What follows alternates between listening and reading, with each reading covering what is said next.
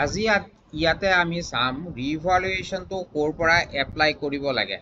এইটো এটা student portal guwahati.somorth.edu.in। ইয়াতে ষ্টুডেণ্টসকলে নিজৰ প্ৰফাইলটো দেখা পাব। মই ইয়াতে লগইন কৰি ল'লোঁ। লগইন কৰি লোৱাৰ পিছত মেইন ডেস্কটপ বৰ্ডৰ পৰা মই যেতিয়া স্ক্ৰল ডাউন কৰি তললৈ আহিম, ইয়াতে এটা অপশ্যন থাকে গ্ৰেড কাৰ্ড বুলি। গ্ৰেড কাৰ্ডত ক্লিক কৰাৰ লগে লগে আপোনাৰ যোনটো সেমিষ্টাৰৰ ৰিজাল্ট ডিক্লেয়াৰ হৈছে তাৰ ইয়াতে আপোনালোকে গ্ৰেড কাৰ্ড দেখা পাব। গ্ৰেড কাৰ্ডত ভিউ কৰিলে গ্ৰেড কাৰ্ডখন দেখা পাব আৰু তাৰ কাষতে যেতিয়ালৈকে লিংকটো এক্টিভেট হৈ থাকে তেতিয়া আপোনালোকে ব্লু কালাৰৰ যোনটো বাটন দেখা পাইছে তাতে ক্লিক কৰিলে ৰিভ্যালুৱেশ্যন এপ্লাই কৰিব পাৰিব। এখন আহিল, ইয়াৰ পিছতে আপোনালোকে দেখা পাব ৰিভ্যালুৱেশ্যনৰ পেপাৰবিলাক খোল খাই থাকিব আৰু আপোনালোকে যদি ফটো কপি কৰিব বিচাৰে ইয়াতে ক্লিক কৰিব। লগতে যদি ভাবে এইটো ৰিভ্যালুৱেশ্যনো কৰিম ইয়াতে ক্লিক কৰিব।